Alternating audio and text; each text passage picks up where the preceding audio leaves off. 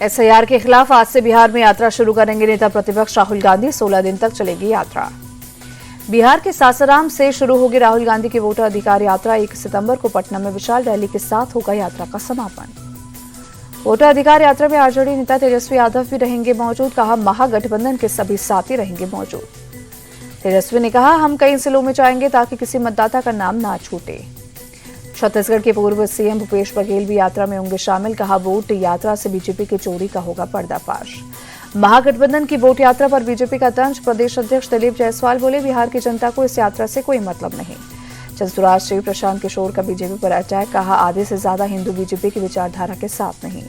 केंद्रीय मंत्री गिरिराज सिंह ने राहुल तेजस्वी को बताया नौटंकीबाज। कहा, दोनों युवराज जेल जाएंगे।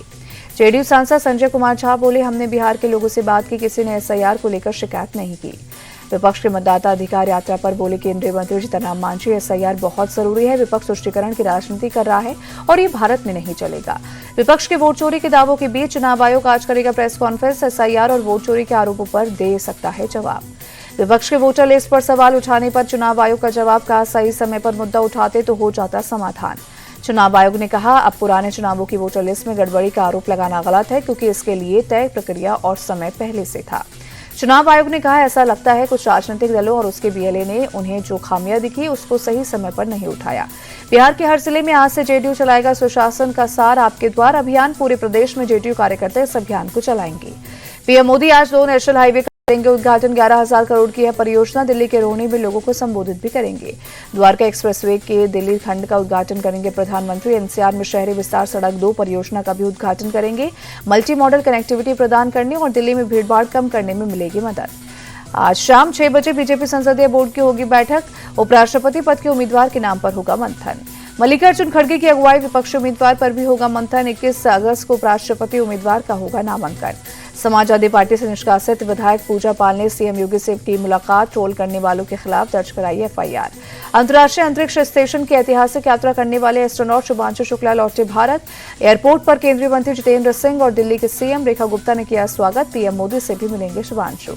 आज से 2 दिन के नेपाल दौरे पर विदेश सचिव विक्रम मिस्री अगले महीने नेपाली पीएम के दौरे पर प्लानिंग की समीक्षा करेंगे। कर्नाटक के बेलगावी में पायलट की सूझबूझ से बची 48 जान ने प्लेन के इंजन में तकनीकी खराबी को भांपते हुए एयरपोर्ट पर दोबारा लैंडिंग की।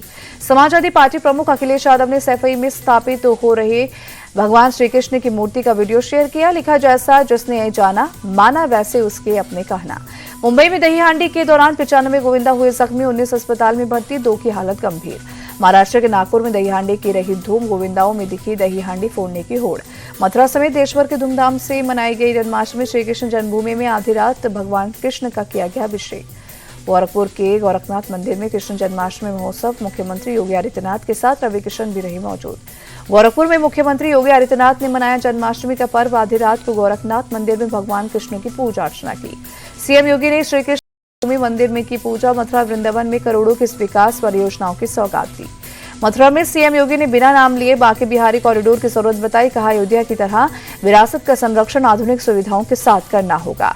भोपाल में केंद्रीय मंत्री शिवराज सिंह चौहान के आवास पर दही हांडी समारोह। कृष्ण जन्माष्टमी के मौके पर कार्यक्रम का आयोजन। दिल्ली में धूमधाम से मनाया गया कृष्ण जन्माष्टमी का पर्व। इस्कॉन मंदिर में उमड़ा भक्तों का सैलाब। नोएडा में जन्माष्टमी के मौके पर मंदिरों में भक्तों की भीड़। इस्कॉन मंदिर में धूमधाम से मनाया गया पर्व।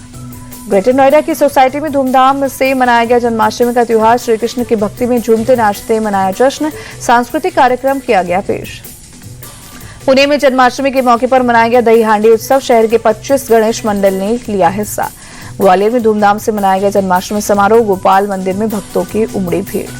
मुरादाबाद के राधाकृष्ण मंदिर में भक्तों का उमड़ा हुजूम। हर्षोल्लास के साथ मनाया जन्माष्टमी का पर्व। भोपाल में सीएम आवास पर मनाई गई जन्माष्टमी। सीएम मोहन यादव ने गाया गाना। मुंबई के वर्ली में गोविंदाओं ने संभाजी राजे के शौर्य को किया प्रदर्शित। सीएम देवेंद्र फडणवीस ने प्रदर्शन की सराहना की। दिल्ली में जन्माष्टमी की सुरक्षा में हुई लापरवाही पर एक्शन। 8 पुलिसकर्मी सस्पेंड। इस्कॉन टेम्पल की सुरक्षा से गायब थे पुलिस वाले।